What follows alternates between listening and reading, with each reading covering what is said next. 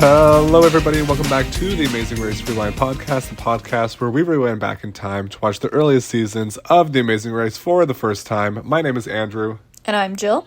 And we're here today to talk about Season 3, Episode 7 of The Amazing Race. Now, before we get started, I'm just going to address the elephant in the room. My voice is a little bit croaky. There might be a little bit of a croak here and there, but please bear with. But yeah, Jill, how did you feel overall about this episode? Or do you have anything to address here? Well, I think we should address the fact that this is the second time we've recorded this episode. That's, to me, when you said elephant in the room, that's where I thought you were going. Because we did, in fact, record this in time to put it out last week. And then we were trying something new. We got cocky. We thought we knew what we were doing with the recording tech. And it very quickly went downhill. And we recorded a great episode, too. I think it was probably one of our best. I agree. It's sitting there in the vault and it's shining, but it won't ever see the light of day. It did, unfortunately, have to be compromised. And we didn't let that get us down. We just had to take the week, recover, and now we're back for Season 3, Episode 7. And now we're back. And, you know, we had this idea last week to throw something in. And it kind of flopped at the end of we tried this new thing. Yeah, it didn't go well. And the great thing about recording it again is we've had a lot more time to think on it. And we might be coming to you with something better. Maybe it's something worse. We'll tell you what we did last week, but we'll also show you what we're going to do this week. So stick around to the end of the episode for something new and quirky and exciting. Yeah, so essentially what we want to do is we want to add a segment to this podcast to make something a little fun and fresh, a little familiarity that's to keep it going from week to week. So we're going to be trying out a new segment at the end. So stick around for that one. But until then, we have a whole episode to get through. So Jill, what were your main thoughts about this episode? I mean, overall, it was a very... I don't even know how to describe it. It was a good episode. There was a good amount of travel drama. The tasks were... the detour was exactly what you'd expect, but the tasks were fairly interesting. They had a lot to do with kind of the local landscape and culture in a sense that not highlighted them specifically, but gave us a lot of really nice camera angles and views. Yeah, it was good. What do you think? Yeah, so what I think is that the tasks overall weren't too interesting. They were pretty much just two heights tasks where you just go ahead and do it. They were fine, yeah. Yeah, but other than that, I thought it was a really great episode. We had a lot of transportation drama, which was great to see. Some inter-team dynamics, alliances were shifting. It was a very... we really saw the social game of The Amazing Race in this episode, and something that we haven't really seen as much in seasons 1 and 2. Exactly, yeah.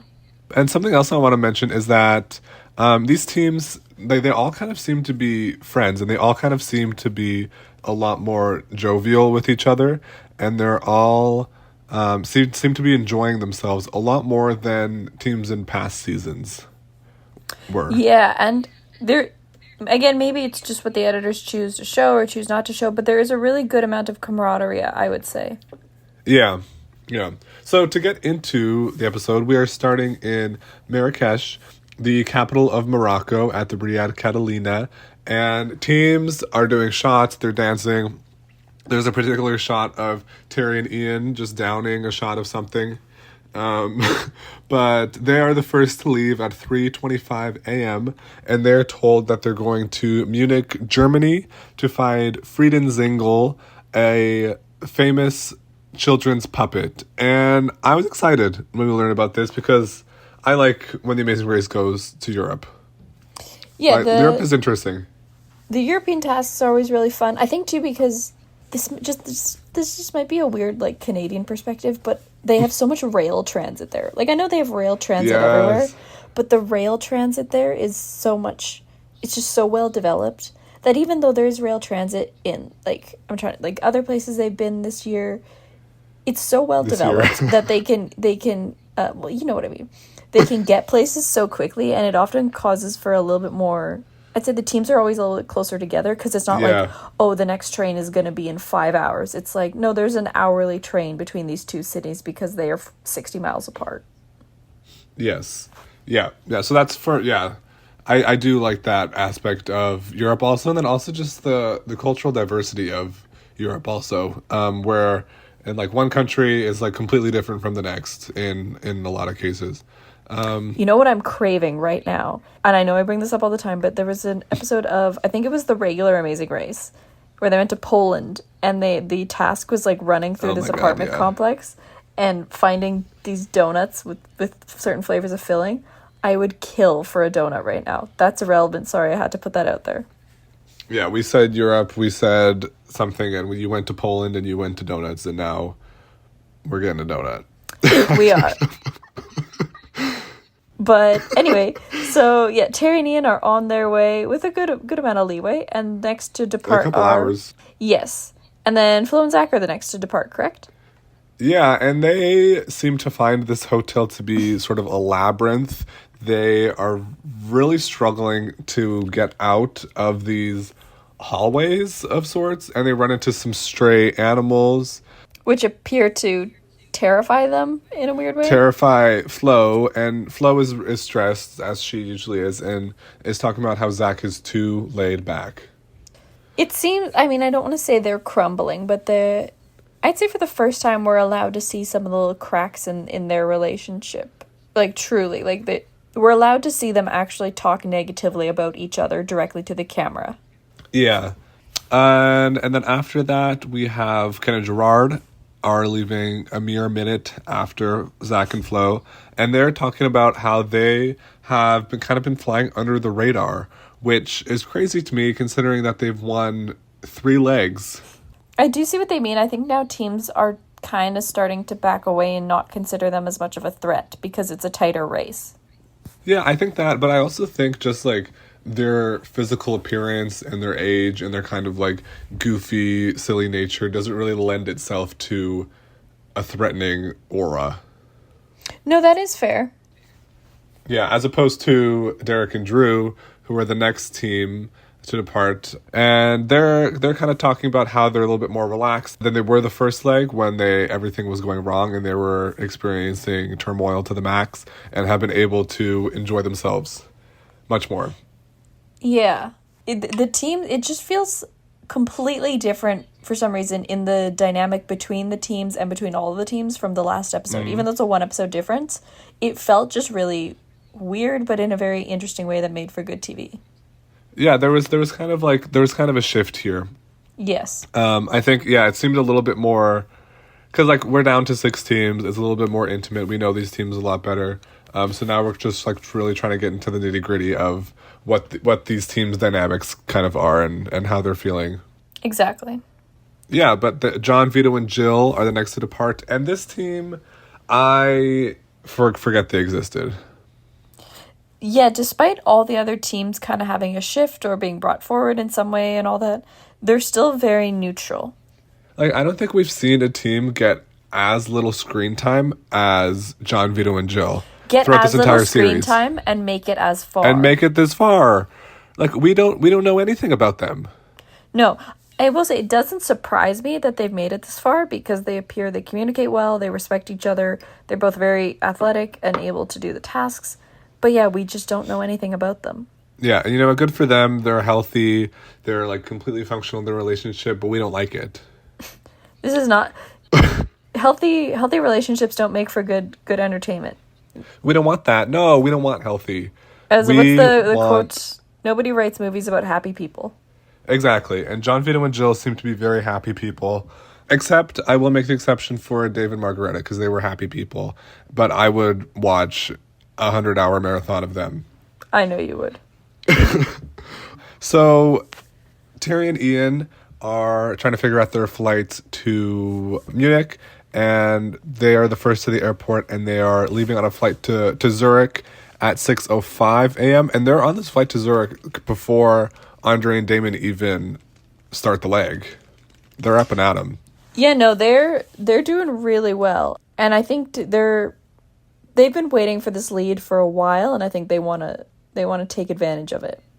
Yeah, and the other teams decided that they're going to go to Casablanca, which is a larger airport, since they're having troubles finding any flights to Europe at all from Marrakesh. It is a little bit of a foreshadow there. Like, the Marrakesh airport by, 8 a.m. is just like, it's completely locked down. They're not locked down, but there's no flights anywhere. Basically, it's all booked. Even when the teams get to Casablanca, there seems to be a complete, like, overbooking of every single flight to Europe. Like, everyone's trying to go to Europe this time of year.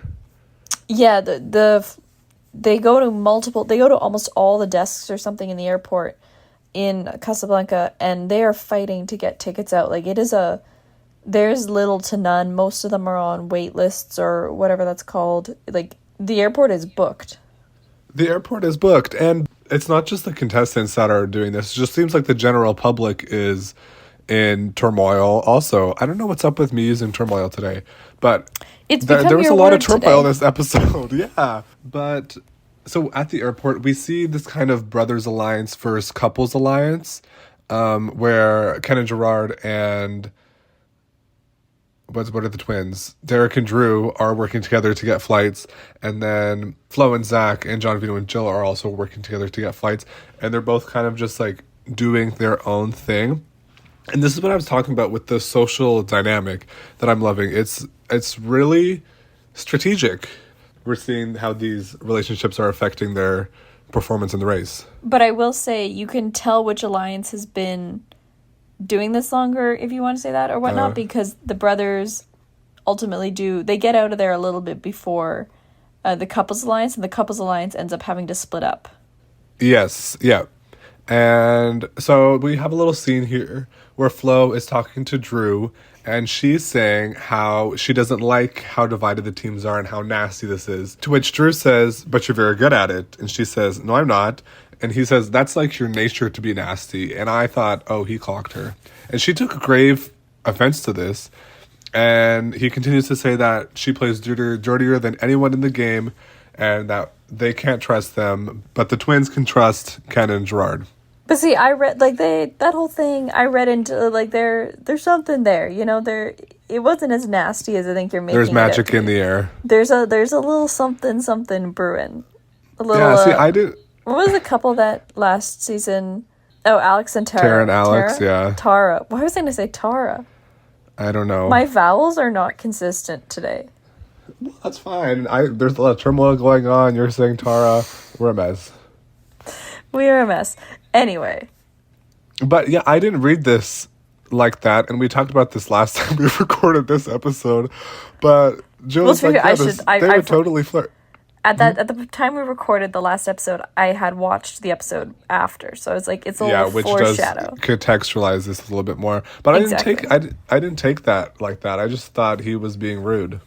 But they were this was the flirtatious. Clearly, you and I read communications very differently, because you got rude, I got flirting. Yeah, I got this was good drama, but it wasn't drama at all, because I think it was a lot more playful than I perceived it to be. Or it was a lot meaner than I perceived. One of us has a problem. Well, I don't know. Okay, so yeah, here's the crazy thing. Well, there are a lot of crazy things, but all the teams except for Andre and Damon, they fly to the Casablanca airport, but Andre and Damon end up taking a taxi to the Casablanca airport, and Andre and Damon arrive at the same time as the other teams. But my question is, how much did each team spend? I mean, because the thing is, when you pay for flights, you like, it doesn't come out of the pocket money. But for them taking the taxi, they probably would have had to pay that out of pocket. No. Yeah, probably. And another thing that'll come back around this episode that they did. Andrew really rolled his head a full 360 degrees. That's not possible. Like an owl? No, I mean, you gestured. You like drew a circle with your head. That's so irrelevant. That'll come back around is that they started off this episode with $1, which is the producer's favorite joke. They love to give these teams $1. They think, yeah, they're cackling. The camera people are probably killing themselves as these people read $1. But they've done this several times, and it's not funny. It's not funny. These teams are just like, okay, Like, I'm not laughing. Like, maybe the first time there was a slight chuckle, but this time, no. You know, the first time I went, oh, that's quirky, and now I'm like, that's really, that's unnecessary. Yeah, but remember this because it will come back in There the is end. a full circle moment at the end. Yeah. So yeah, Andre and Damon arrive at the airport, and Flo is saying how she's annoyed because all Andre and Damon ever do is piggyback onto other teams, and she says it's over for them. And she takes initiative here, and she decides to speak to the airport staff in Spanish, by the way. After she spoke French the other leg, she's just like very lingual. Multilingual. Is that a word? She's very what? Lingual. Multilingual, Andrew? She's yeah. Wow. She has she has a lot of language skills, it seems. But to be fair, they're all within the Romance family of languages, which they're all very similar. Sure. Yeah. But she tells this ticket agent that he needs to refuse selling tickets to Andre and Damon, to which the man says, okay. And we've seen teams attempt to do this before, and we've discussed this, I don't think that this is legal. Well, I don't know if there's it's illegal. You can't refuse service for a stupid reason. Yeah, just because somebody told you to. But it seems that the man working at the desk is loving having this power because he's obviously had a really boring day and just wants to keep things interesting. Yeah. So after he helps Flo and Zach, Andre and Damon get to the front of the line and ask for tickets. And he says, no, I don't have any tickets.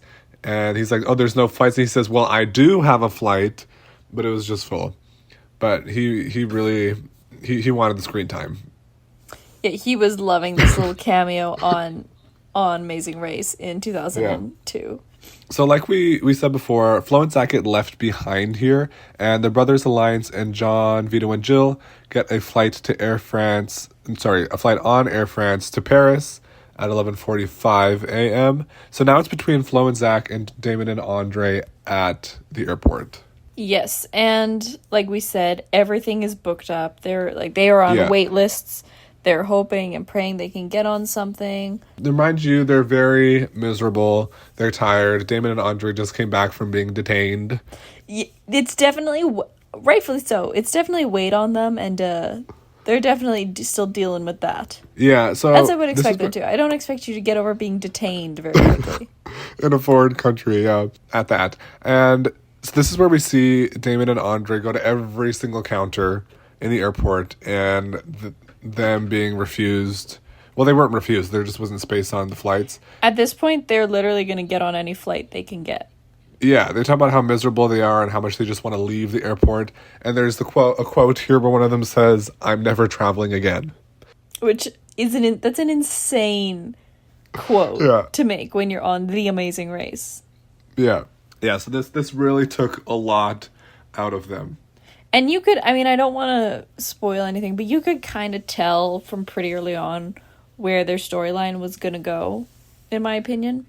Yeah, they were pretty checked out. Yeah. But Flo and Zach, they make it on we searched this up last time, but how do you say this? Lufthansa? Oh, yeah, we spent a long time on this last recording. You looked it up. Lufthansa? Yeah. Lufthansa? Well, they make it on... No, Lufthansa. Yeah, something like that. Which is just a great name. Like, what does it mean? It's such a great name. It's like, well, what does Luft? Luft probably means something in German, don't you think? Like lift? Yeah, or like air. I don't... Lufthansa. What does it mean? It means air. Luft means air. And Hansa is a Latin word which means merchant guild. The Air Merchants Guild. Yeah. Interesting. It's like in Italy, how all the guilds for the artisans and stuff are really popular in like the Renaissance. Not really. Oh. Well, there were a lot of guilds for artists that were like made up cities and stuff. Luft, like 99 Luft balloons. Oh. Ah, look at this. Connections. That song really irritates me. It's so overplayed. Okay. Flo and Zach make it on Lufthansa at 3 p.m. And Damon happens to get a last-second flight to Paris for 3:15 p.m. So lucky for them, they're out of there just shortly after Flo and Zach. Things are looking up. Despite what we said earlier, things might be looking up. Yeah. So Terry and Ian arrive in Munich, and they go to the Casper Lake, which gives them a clue. And, okay, this is my question of the episode. And I think I've brought this up before. How do they hire these people to, like, work for the Amazing Race? Do they have one person there for the puppet for, like, 24 hours or something for the entire time just waiting for teams to come? Is there shift work? Do they have, like, people popping in and out? Is there a producer manning this puppet? What's up? I'm sure there's, like, producers nearby or on site or whatever. I know we've talked about this when we recorded it before, but I know we've also talked about in other seasons. Like, for example, in season 1... like, I know the Guidos talked about sometimes they would get to a location and the clue wasn't even there yet because the producers hadn't gotten there yet. And we said before that with this season, it seems there's a lot better contact, as in knowing where the teams are, as if maybe the audio guy or the camera guy have a walkie-talkie or a not a pager. That just proves I don't know what a pager is. Like some form of communication. But who knows? Either way, I feel like it's probably... like 2 guys half the day, and they just like sit somewhere else until they hear that a team is in the vicinity, and then they go there. Yeah, that would be my guess. Because also, like, Andre and Damon arrived pretty much like a whole day behind, so these people who are working are there for a long time. And how do they get paid? How much do they get paid? And this is where we need a full length docu-series. 10 episodes docuseries of the production of The Amazing Race. I want to see them go to each location and scout the location. I want to see them come up with the tasks. I want them to show me how they're hiring people, how they're getting filming permits, and then also I want them... You want to watch the filming permit process. It's just filling paperwork, Andrew. Okay, well, whatever. Or any issues that they have. I want to know everything. I think it would be great to have a docuseries where it's just a bunch of cameras following around cameras, like guys with cameras and boom poles and boom mics that are just running after these teams. That would be interesting. No, I would absolutely like, are you kidding me? I would love that. I just think it's a really funny kind of meta concept. Yeah, no, absolutely. But after Terry and Ian get their clue from Casper Lay, they are told to go to Innsbruck, Austria via train. Yes. Sorry. And this is, I know I said this before, but it's just so crazy to me that in like Europe, it's 60 miles on a train and then you're in another country. Like that's just wild. That's crazy. So the Brothers Alliance plus John, Vito, and Jill arrive in Munich, and we go over to Andre and Damon, who are in Paris. And we learn that they have an hour to make their connecting flight in Paris. Which, just never a good thing. Yeah, but there was a good thing when they were riding a bus with a random woman. Well, it looked like it was an inter-terminal shuttle. Yeah. Yeah, so they're going from Terminal 1 to Terminal 3 or something. And she sees that these people are stressed or something. So it's a completely empty bus. It's Andre and Damon and then a random woman. And she's like, where are you guys headed? They're like, Munich. And she says, well, I work for none other than Lufthansa, and I can help you. Imagine that. And imagine that. So she's like, sure, I'll hook you guys up. And Andre and Damon, they eventually get there, and she's just immediately goes behind the counter. She's like going into like the office space and trying to get them hooked up with a flight. But unfortunately, Lufthansa is closed and they will not sell tickets. It's a very anticlimactic thing, I will say. It was like, is their luck going to turn around? No. They was just like, yeah, we're closed. That's it. But she really tried to work her magic for them. It was Fern to the next level, Fern 2.0. And we didn't even get her name, so we can't even call her we just have to call her Fern. Which is really disappointing. Nevertheless, the other teams are having slightly better luck over in well, at this point, most of them have made it to Germany. Terry and Ian have made it to Innsbruck. Yeah, Terry and Ian have made it to Innsbruck, Austria. And I don't know what that was. And Yeah, Terry Austria. Terry rips the clue open and whacks Ian in the chest while doing so, which was great for their relationship. And we learned that this is a detour. So this is an Olympic-themed detour, and they have to choose between sled or skate. And in bobsled, they have to take a scary ride, which is short. However, there are only 2 sleds, and it takes 20 minutes to reset in between each ride. And in skate, they have to run a speed skating relay. And I should say with skate, I feel like they didn't even explain the full thing because it just felt like Phil got abruptly cut off. And I mean, spoiler alert, no one chooses skate. Everyone chooses the bobsled. But it was like, in this is like, teams have to skate an Olympic track. It's not scary. And then cut away. Like, it was just like, they were like, we're not even going to do this. We don't care. Rightfully so. Why would they choose skate when there is a bobsled task involved? Exactly. Like, bobsledding, I've never tried it. And I know we've had some lengthy discussions but we had an insanely lengthy discussion about bobsled when we originally recorded this episode. Okay, well, I think we should get into it because I think it needs to be said. All right, you start us off then. So this is my thing about bobsled and sports of that ilk. I knew you were going to say ilk. Who is doing bobsled? How do you even get into bobsled? Because it's not like a sport like soccer or hockey or like running track. That's very intuitive. So with that being said, is being an Olympian in bobsled, yes, it's impressive. I'm sure they're all great athletes, but is it really that impressive relative to that of a track sprinter? Because nobody's doing bobsled. It's not that hard to be, well, okay, I don't want to, it's not as difficult as maybe it may seem. Andrew's gonna get canceled by a world champion in bobsleigh than how it appears to be, because nobody's doing it. I mean, have you seen Cool Runnings? Like, they recruit sprinters. I have seen Cool Runnings, actually, yeah. Oh, look at that, a movie you've seen.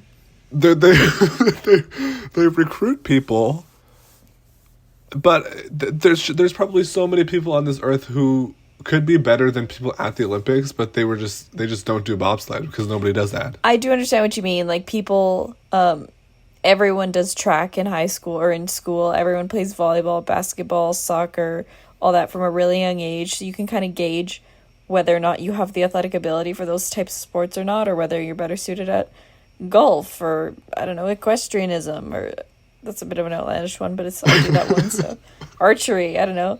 Like, you can kind of pinpoint whether those are your things. But you are right. No one just hops. You need such specific conditions. Because no one lives near a bobsled track. And on that topic, too. No, who makes a bobsled track? Like, what? I know. And then it's like, who looked at a bobsled and thought, you know what would make this even better? If we take away the safety of this thin metal lining around us and go head first down this sheet of ice. Yeah, I don't understand. And I was going to say something else. Oh no. I forgot it. Maybe it'll come back up. Yeah, you can always what I was going to say is how did this even start to begin with? Because all bobsled is, if you think about it, is just glorified tobogganing. You run and you sit and you slide down a slippery slope. It is glorified tobogganing, I will say that. Here, Wikipedia, bobsled. Wow, it's governed by the International Bobsleigh and Skeleton Federation. Imagine being a part of that. Yeah, who started that? Okay, first played in the 1870s. The first bobsleds were built in the late 19th century in St. Moritz, Switzerland, by wealthy tourists. You've been there? My mom lived there. Oh, wow. When she lived in Switzerland. She lived in St. Moritz. It's like a really rich part of Switzerland, and she worked as a nurse there. They were built there by wealthy tourists from Victorian Britain who were staying at the Palace Hotel owned by Caspar Badroot.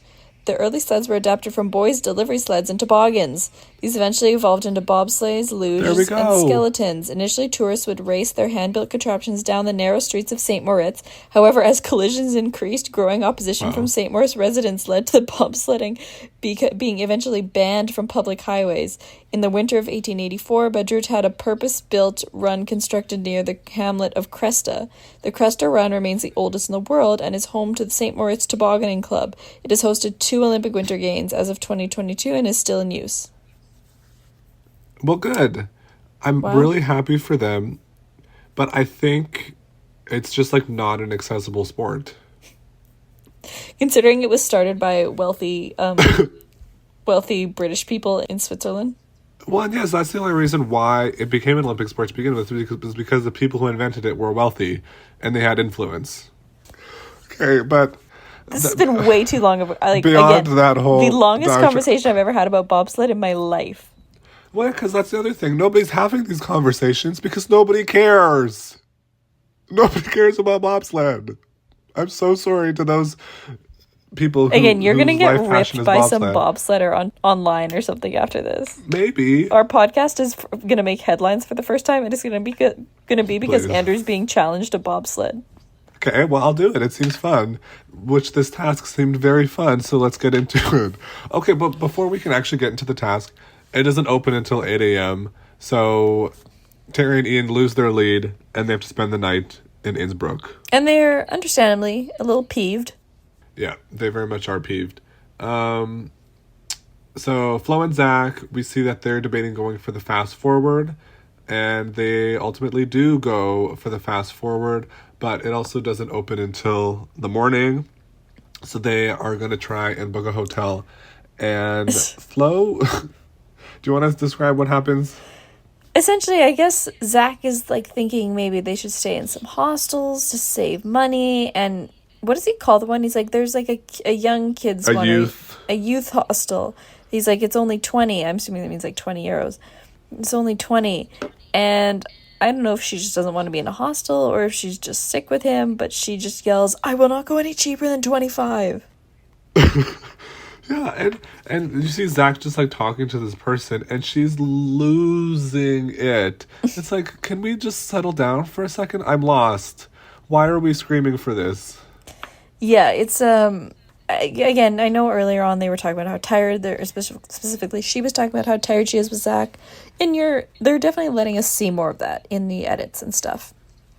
Yes. I will also say that their fast forward task is so pointless in a way. It like opens at 8 a.m. and there's just these guys surfing in these like, you know, like those kind of standstill waves, but they're like outside, and it was like, go there, get the attention of one of them, and once you have gotten his attention, he will give you, it's just weird.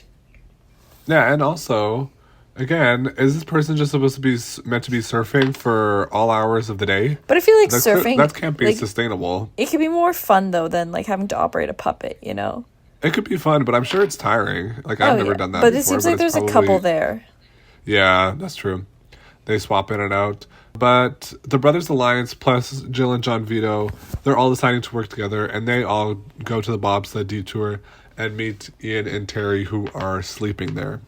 Yes. And again, Ian and Terry, Ian specifically, very unhappy to have lost this lead, but you know, whatever, they can go down the bobsled track first in the morning, and that is indeed what they do.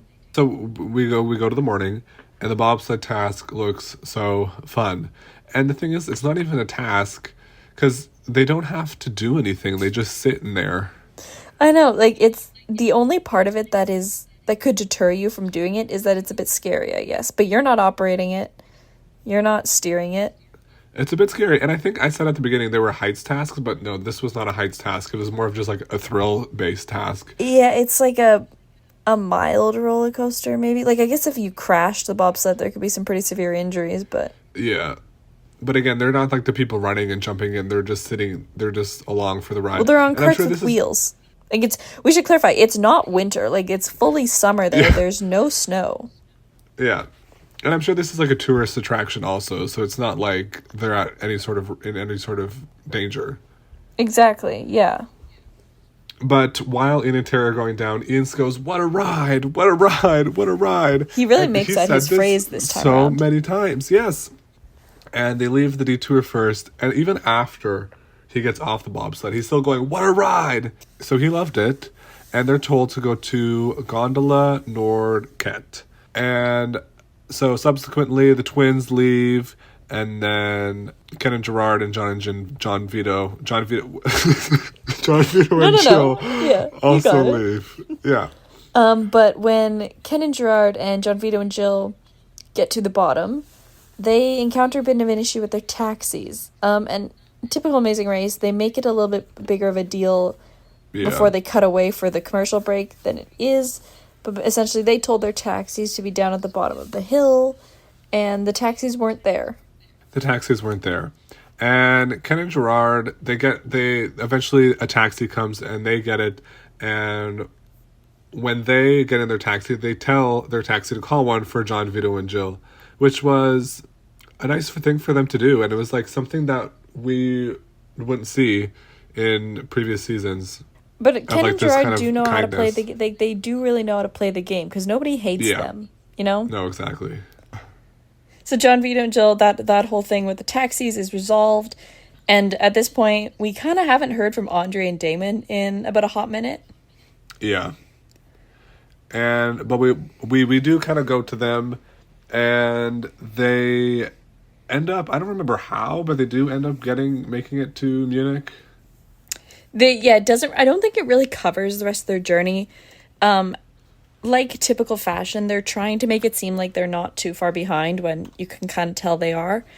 But they get on a train, and that's the last we see of them for a little bit, but we'll come back to that in a minute because that gets slightly interesting. And something that I did notice is that they decided not to do the fast forward because they thought other teams will take it, which I thought was a very poor decision. But I think it's a fair decision because I feel like they knew how far behind they were, and they knew that just going there would just be wasting time.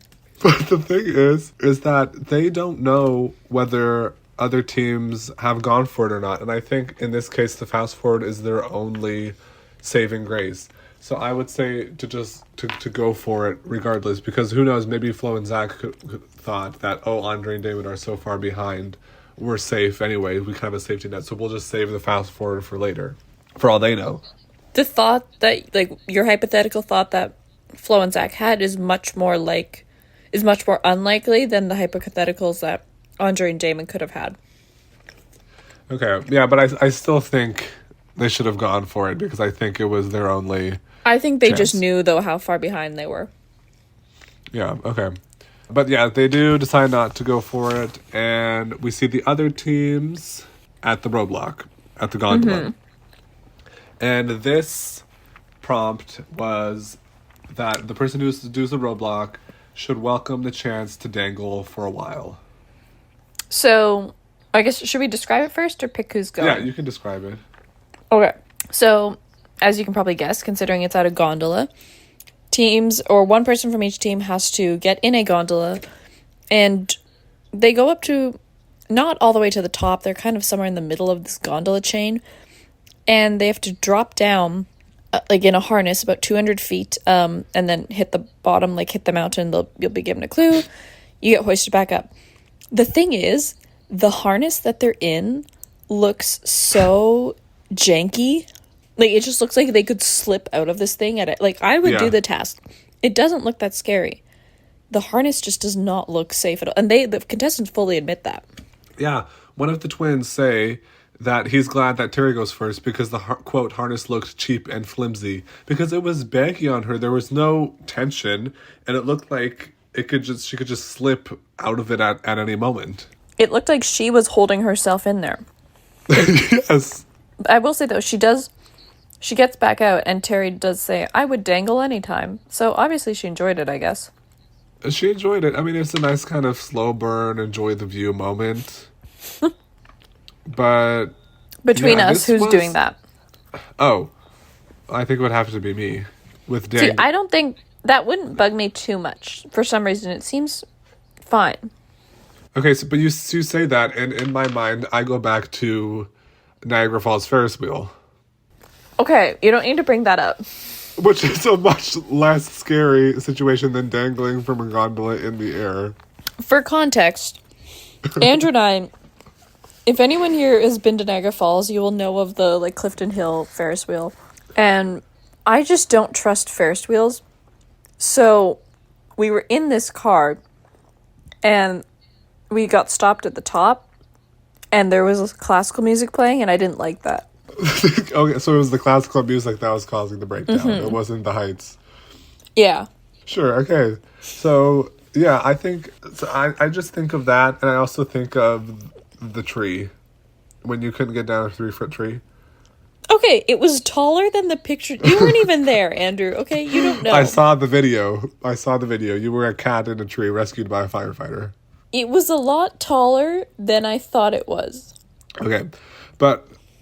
Okay, so whatever. You do the task. With that, yeah, I just think that this would be better for me.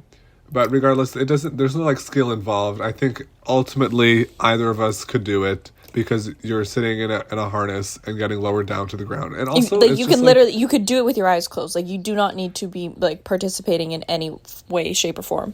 Zero skill involved in the tasks this episode. Yeah, and honestly, it was boring because there wasn't any drama. Nobody was scared of it. The only drama. Some of them admitted to being uneasy, but it wasn't enough to be like, I can't do this. Yeah, it wasn't a flow meltdown on the top of a mountain. Heather and Eve skydiving. Scotland. Yeah. Yeah, it wasn't that. But after the roadblock, they're told that they have to drive themselves to Houston, Germany, to make their way to the meadow below the Neuschwanstein Castle, which was the inspiration for Sleeping Beauty's castle. It's very beautiful, and they get to drive in Benzes, which I kind of thought was just silly. Of course. So at this point, Flo and Zach had taken the fast forward, and they pull up to the castle where the pit stop is, and they think they're in last. They're dead set, like, not ready to go home, but they think they're being sent home. Yeah, but Phil lets them know that they are in first. And they've won some more of those easy share digital camera, whatever they are. Yeah, a Kodak, but they'll enjoy after the race. Which, okay, I understand why they have to say that they have to enjoy the trips after the race, you know? Because it's like, you can't go on a trip while you're in the race. But when you're racing around the world, something that would be really nice to have is a camera. Like, give it to them then. Well, they probably just don't have the cameras on hand or something. But they're cameras. Like, you can't take, like, hey, you've won. Here's a camera to document the rest. Like, I know they're going to document it through the video, like, the videos, but they do stuff in their off time. I think it's so silly that they have to say you can enjoy the cameras after the race. It's like, why do you even have to say that? Anyway. The twins. Okay, so we have a little bit of drama here. Where the twins and Terry and Eve what's his name? Terry and Ian. Did you say Eve or Eve? Terry and Eve, yeah. Terry and Ian. Terry and Ian are both on the same gondola that's going to bring them to the ground. And the twins leave the clue at the ticket counter and have lost their clue. To be fair, they're still in the same room where the clue was, it looks like. It's really not that big of a deal. But they're looking. And Terry tells them that she saw it on the ticket counter and they get their clue because she told them where it was. And also, the gondola that was going to take those two teams down was almost there. So I don't know why she told them, because if she didn't tell them, then her and Ian could have gotten in that gondola and left and had a little bit of an advantage on the other team. Well, because it was a nice thing to do, and she's a nice person. However, and she expected that when she does something nice, other people she wasn't will do doing things. It to be nice, Andrew. She was doing it so that she would have leverage on another team, as we were about to see. Yes. So the twins and Terry and Ian end up on the same gondola down, and the twins are looking at a book, like a map for directions for the pit stop. And Terry asks if she could see the book or if they can, like, work together and stuff, and the twins reject her. And this is where the title of the episode comes in too, which is, it's like, I'm not going to be in debt to her for the rest of my life or the rest of the race or something. Which I agree, you know? She didn't have to help them. They would have found it eventually. And she kind of did it to herself. Yeah. But she took grave offense to this. She thought that they were just, like, completely terrible people, that they owed her this, but they didn't. No, but nevertheless, that sets off a little bit of drama with them, shall we say. And while the teams are finishing up the roadblock, we cut back to Andre and Damon. And it's a very weird scene. And I didn't quite know what it was insinuating at first, because all it is them sleeping in their train cabin. And then it cuts to outside the train where the train stops. And then it cuts back inside and they're still asleep. Yeah. And then it cuts out and the train starts moving, and that was it. So I just kind of had a moment of, wait, did they just sleep through their stop? And they don't answer that question just yet. It goes back to the other teams. Yeah, they don't tell you at all. There's no like, oh, this was their stop that they're supposed to get off. There's no voiceover. It didn't even give it wasn't like a little location like stopping. No. Yeah, so they're off to who knows where. Yeah, and I was like, wait, did they sleep through their stop? Are they okay? What was that?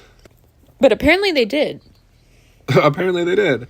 And so we go back to the other teams, and they're all driving in their Benzes, and they everything goes to crap. The teams choose to follow Ken and Gerard as opposed to the twins. So they kind of like hit a fork in the road, and Ken and Gerard, they're like chuckling to themselves, but oh, where did the twins go? And then this is where they hit a bump and go, caramba, what was that? Caramba. And he says, what's that noise? And we learn that they popped their tire and it's losing air rapidly. It's like on its way to being fully deflated. So they gun it as much as they can because they need to find, what do you call that? Not a repair shop, service shop. Yeah. They continue to drive on this flat tire, and this is like the flattest tire I've ever seen in my entire life. It's like a melted snowman, and by the time they pull up to the service spot, it's like it's torn up to an extent that it's just indescribable. They're literally just driving on the rim of the car at that point. Yeah, the only thing that I can think of to describe it is torn up rags is what their tire is. Also, while this is happening, while they're trying to deal with their tire, Derek and Drew just get into quite an explosive argument. Like, they're yelling at each other. Yeah, it was really intense. I don't even know what about. Like, they didn't really clue us into that. It's just cut to the twins. They're screaming. Yeah, it was about the directions or something. Tensions are running high. Everyone is scrambling to get to the pit stop. Yeah, and I think this it would have been a really, really exciting finish if it weren't for Andre and Damon being so far behind. And Flo and Zach if Flo and Zach hadn't taken the fast forward, and if Andre and Damon weren't so far behind, this would have been a great task. Yeah. So, the twins do end up in second place. Yes. Like, out of all the teams that left the roadblock, they get there first. Yeah. And John, Vito, and Jill are in third. And a man at the service station changes Ken and Gerard's tire for them, and he receives applause. They're clapping for him. They are. And then we hit a bit of an issue here last week recounting this part, because as they're driving to the pit stop, one of them is very dejected, down. The other is like, it'll be fine, it'll be good, like very optimistic. And the really down on his luck one says, "Listen here, Maria Von Trapp." And I cackled. And then I was recounting this last week as if Andrew was also gonna, join in on a laugh with me. And what do I discover? Andrew has no idea what reference this is. I don't know what he's referring to. Andrew has never seen The Sound of Music. Yeah, it's like a shame. I feel like I should have seen it. It would be a good thing to watch. I'm sure I would enjoy it. Like, I know, I can remember us in grade 1, 2 in band class singing Do, Re, Mi, Fa, Sol, La, Ti, Do. And you've never seen The Sound of Music. Yeah, sure. I've never seen that. And some people have never seen Star Wars. I've seen Star Wars. Are you trying to dig at me?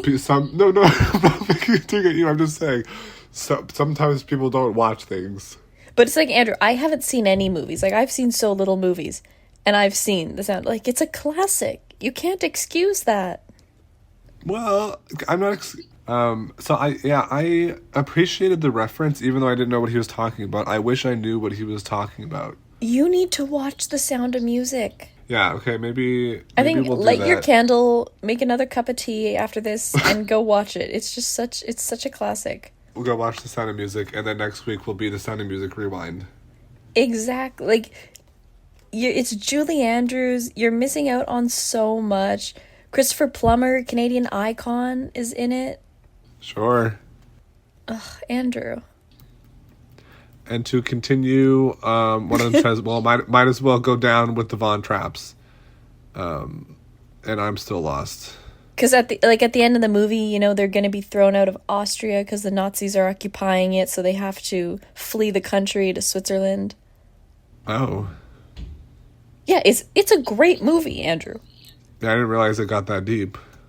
Yeah. I thought it was just like singing with kids and stuff. No, Andrew, you're missing out on such a good movie. Okay. Well. Oh. Sorry. So Terry and Ian are in fourth, and we get Ken and Gerard are pulling up to the pit stop.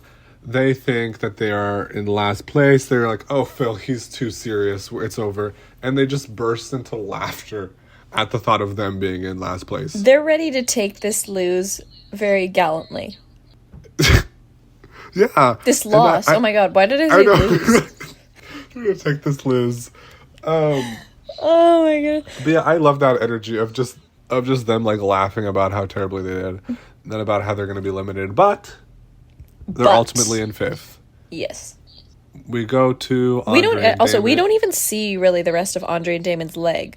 I think they ended up in Salzburg because the train kept going. They had to reroute themselves back.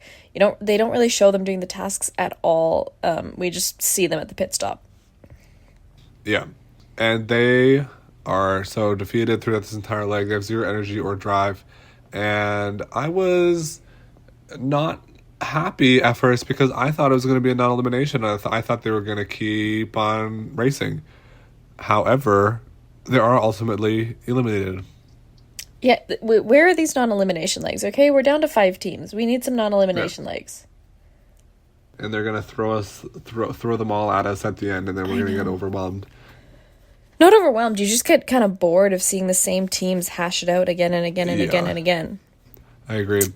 But to circle on back, full circle to the moment. Beginning, yeah. They have a laugh and give Phil the $1 back that they received at the beginning of the race. Really full circle. Or beginning of the leg, yeah. And now they can go home saying that they've traveled the world and been detained. and been detained. Yeah, so overall, maybe not the best experience for Andre and Damon. I don't think they provided too much this season. They did have like a couple good moments, but they weren't really a standout team. And I think this was their time to go. Yeah. So we bid farewell to them. And I think they were also pleased to go at this point. Yeah, like I said, they had an attitude of just knowing they were done and like not wanting to be done, but like knowing this was their time. And okay, shall we get into our brand new segment? I feel like we've talked this up too much, and we're gonna say this, and people are gonna be like, "Oh." Okay. But I mean, last week it was pretty lame. Last week we thought there was this terrible BuzzFeed quiz I found, and it was like, "Could you survive the Amazing Race?" And I thought we're gonna do this quiz live, and that way, like, people will be able to do the quiz after. Like, it'll be so deep, it'll be so cool. It was like the easiest, like most base level quiz. It was a really, really underwhelming segment. Yeah, it was like 4 questions. It was like, who's your partner? Are you afraid of heights? Are you athletic? What are you gonna do if something happens? And it's like, okay, it was really boring. It flopped. It was. So now that we've gotten that out of our system, we're gonna try something else. So Andrew, okay, I'll take it away. So if you're listened to this podcast, if you're a long-time listener, you may have heard me utter the words Amazing Race mindset. Now, what the Amazing Race mindset is something that I like to employ in my everyday life, which involves me pretending that I'm on the Amazing Race and doing that to make everyday menial tasks go by faster, add like a little competitive edge and a little bit of flair and fun into my life. So my proposal for this new segment was we're going to go back through our week and recount a time that we used the Amazing Race mindset in our everyday lives. Okay, Jill, do you want to say what yours was first? Well, I should add that while you may be laughing at us, you just think of the benefits that this could employ for you if you really start thinking about this, because it's just all in good fun, but you also get a lot more done. Now, admittedly, mine's a little bit of a stretch. I feel like now that we'll be talking about this every week, I'll really be thinking about it. Yeah. But my beloved electric scooter, which has just changed my life in so many ways for the better, has also changed a lot of ways in which I commute and get around. And so something I've been doing lately is not racing myself, but I've been trying to beat public transit as if to prove that the purchase of the scooter was a really good idea. I mean, it was. Like, don't get me wrong. I fully support anyone who wants to buy an electric scooter. But I have I've lately been trying to streamline the most precise routes to get from point A to point B in my destination. Because it's like, I could walk this, but I'm going faster because I'm scooting. And also, if I was on the race, I would need to be able to I would need to look at a map and I need to get from here to there. And I need to account for any and all issues. So that, I would say, it's a very generalized example. Next week, I'll probably have something more specific. But that's kind of how it's been implemented in the last week or so. What about you? Yeah, so mine's actually kind of similar. Mine's also generalized. It's not a specific moment, but something that occurs in my life on a relatively frequent basis, which is me running to catch the bus in the morning. So I'm not the most on time or like early person, and I usually try to catch the bus at the very last minute, which leads to me having to run down the street to catch the bus, which is like, it's a humbling experience, but it's one that's necessary. And I think everyone has to run to catch the bus at least once in their lives, because there's just something about being out of breath, physically exhausted, or just like red in the face, and then you get on a bus that is stopped for you and everyone is looking at you. It just humbles you. And you have to scan your card, you have to get down and sit on your seat. It's a whole ordeal. But I just think of, if I'm on the Amazing Race, I need to catch this bus because otherwise I'm going to be half an hour behind or something. Exactly. So that's like, you would be amazed at how on time you can be if you just think you're on the race. Like, that's me on my scooter. Yes. So we encourage you to utilize the Amazing Race mindset in your life. If you employ this strategy in your life, let us know at our email. And we're going to try and make this a weekly segment and see what happens. We're just trying to test some new things here. Exactly. And I think now that it's going to be us reporting on this, we're going to come back with a lot more specific examples, maybe some fun examples. I think now I'll actively try and employ it in my life at least once a week to really, I think it's good to, avoid stress, deal with stress. Is what we're doing. But it's self-help. You need expose yourself to good stressors. Good stress is good. Good stress is good. Okay, you know what? I tried to make a really profound declaration there, and it did not work. Well, maybe for some people it resonated. Yeah. But yeah, anyway, if you want to send us your anecdotes on the Amazing Race mindset, email us amazingracerewind@gmail.com. You can DM us at amazingracerewind on Instagram.